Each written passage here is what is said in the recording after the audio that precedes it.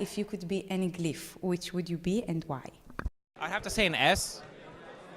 An S just because it's very difficult, but it has a certain energy, and when you catch that energy, you see that it's there. My favorite glyph is definitely the ampersand.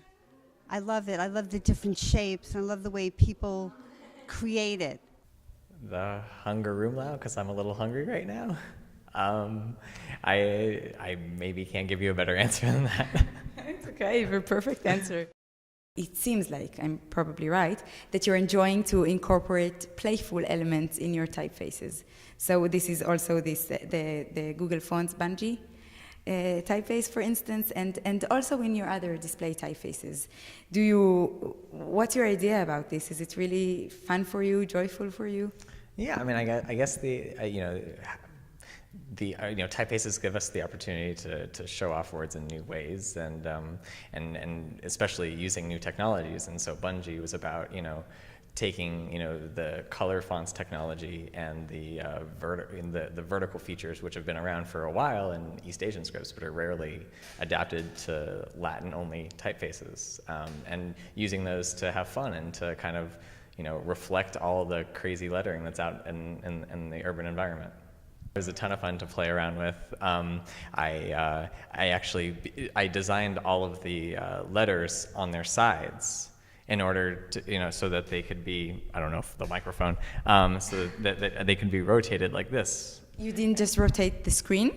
And well, what I ended up doing was to proof it, I would just turn my laptop on its side, and that's how I proofed the typeface. So yeah, no, it was just like a lot of playing around, but then actually wanting to implement it and then making a real typeface, it all of a sudden went from very fun to very difficult. As I think a lot of typefaces do, but for Bungee, just being able to explain it and all the documentation involved and all the weird features. So yeah, it was. I think that's the best projects. They're a lot of fun and a lot of work. I think it's also the kind of thing that you you have your hair done, but it took you hours, but it seems very easy. Yes. You didn't spend any time. So this is sort of thing. It looks like Bungee was real fun to you. I'm sure you spent a lot of time, but we on the user or side, for instance, we don't see your coding. I'm sure it was a lot of work. Yeah. No. It's been. I haven't worked on it constantly, but it's been sitting around since 2011. So so I'm very happy and having fun now that it's released, and I'm just curious how people will use it. Yeah, I'm also curious. Did you get any examples already? A couple, which have been interesting. I think many people haven't yet discovered the vertical, so most of them have been just horizontal, which is still fun. And then I've seen people using it as just testing for color fonts. Doing tests on what browsers support and stuff like that, because Bungee's one of the few open source fonts that supports it. If type design didn't exist, what would you be doing?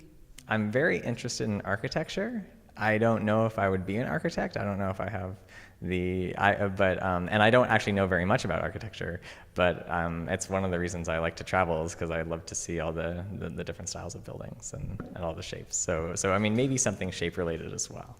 Yeah, it seems like you're talking about architecture as if it's related to type in a way. Yeah, I think that building structures that are functional but also communicate something about the place itself. I think it's pretty similar. If architecture didn't exist as well? One of the other things that I'm interested is, I probably wouldn't do this, but I like to romanticize the idea that maybe I could do farming or some sort of agriculture. In the university, there was a farm at college, and so I took one class where I had to work at the farm, and I learned a lot, and it really shaped a lot of how I view food and everything like that. So, maybe. And it all comes back down to the fact that you're hungry now. Yes, exactly. Out of your talk that you gave, what would you like the ATypI attendees to take home with them as a message?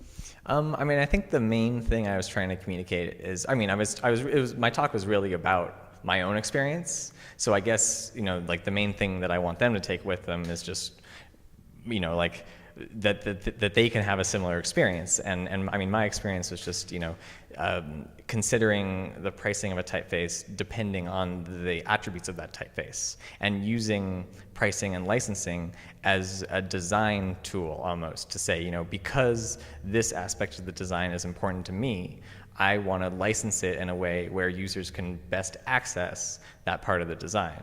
And that's true for the technical features that I mentioned before in Bungie. It's also true for the way I licensed input to allow programmers to easily access it for use in code. I think that it's great that there's such a diversity in pricing and licensing and different licenses. Even if it's harder for users, it allows us to be creative in how we get our typefaces to the people who can use them the best. Excellent. I must add my point out of your talk is that I didn't even think about the options of licensing, that they're so different from one another, and that it's so complicated also to try to price and to try to buy also. Yeah, no, I mean, I feel for people who buy type. And I think some of this came from conversations from people who buy type. And I can't solve, it would be very, in a way, it would be nice to have a simplified licensing system for customers. And, maybe we can move towards something like that. But in the meantime, I'm, just trying to get my fonts out there and just had this weird opportunity this past year to rethink all the pricing for my entire font library.